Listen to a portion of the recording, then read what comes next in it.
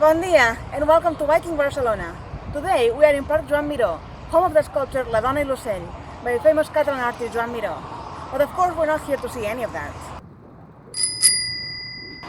We're here to check out Consell de Cent and the city's use of tactical urbanism to reclaim some space from cars.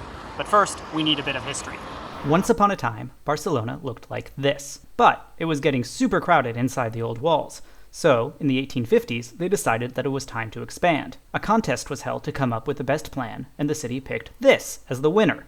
But then, the national government stepped in and said, you can't do that, you have to do this instead.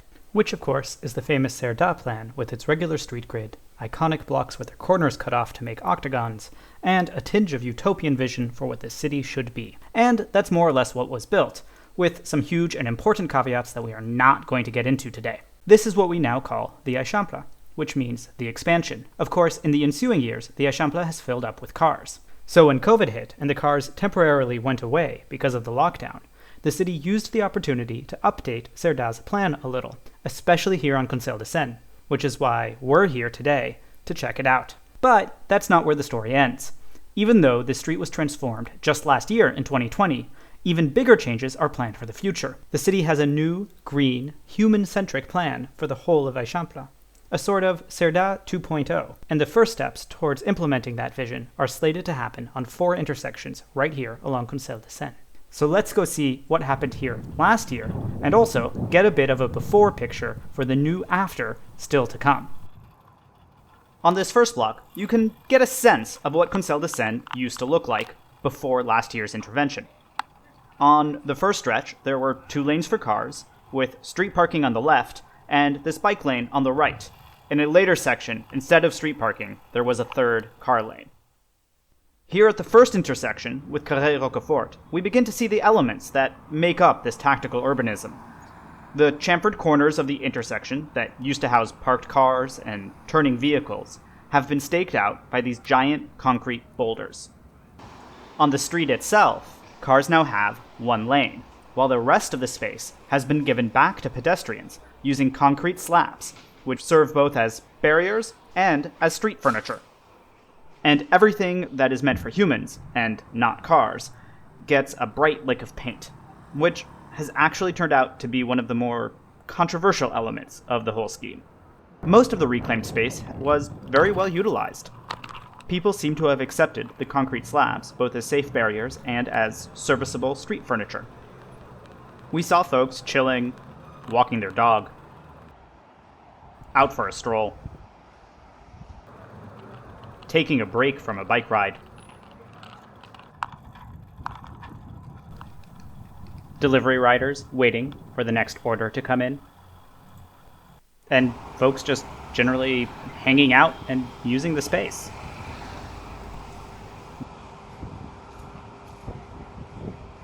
Though we did catch 2 cars that had invaded the pedestrian zone to idle and wait for passengers.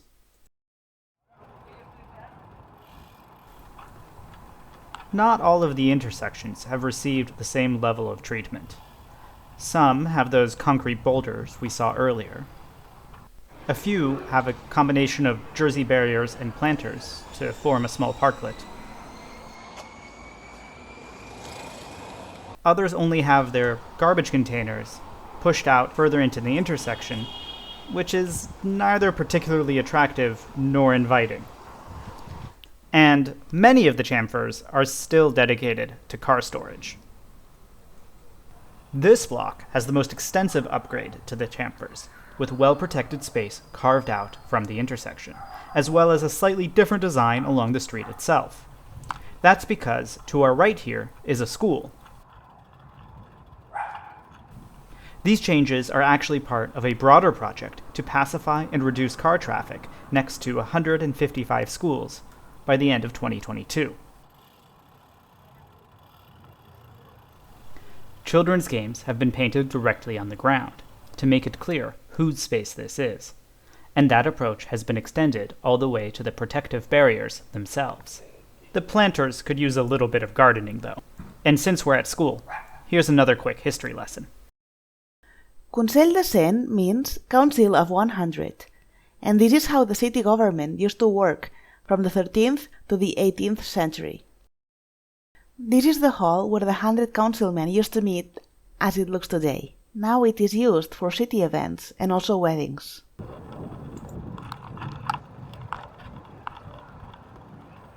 What are you pointing at there?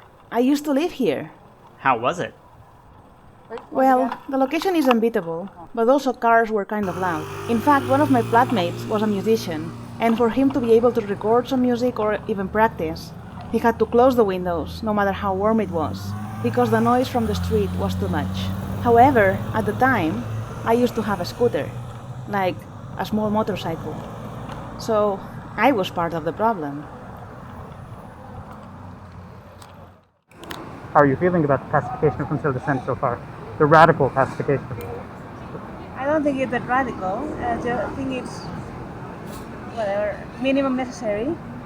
It's true, I saw a debate recently on Twitter about whether we actually need this color scheme, and I think it might be good for educating car drivers that they cannot step on the colorful areas, but it's starting to look like a nightclub.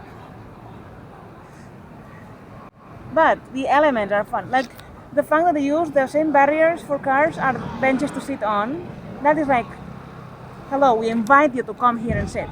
And then the fact that in front of a school they just pacify and put like games embedded in the pacification. It's important that human-centric spaces are friendly or even centric on different groups of humans.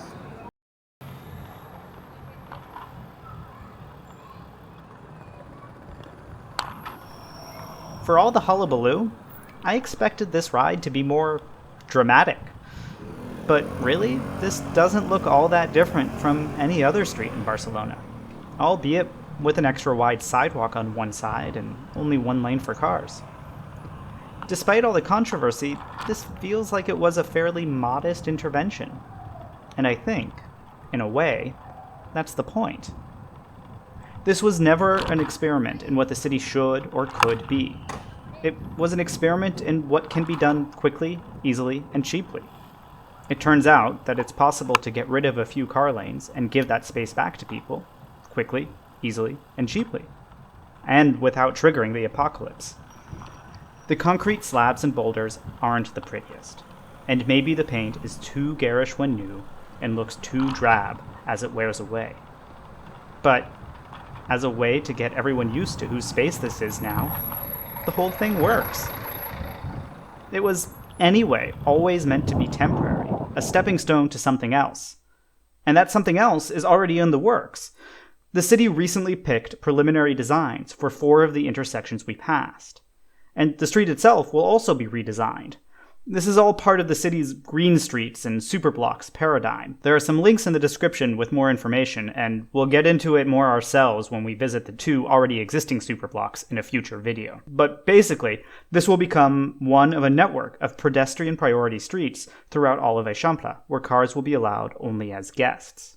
It's a very audacious plan, and hopefully, these kind of experiments in tactical urbanism, like this one here on Consell de Cent, will help show people that transforming our city isn't just necessary and a positive, but also possible.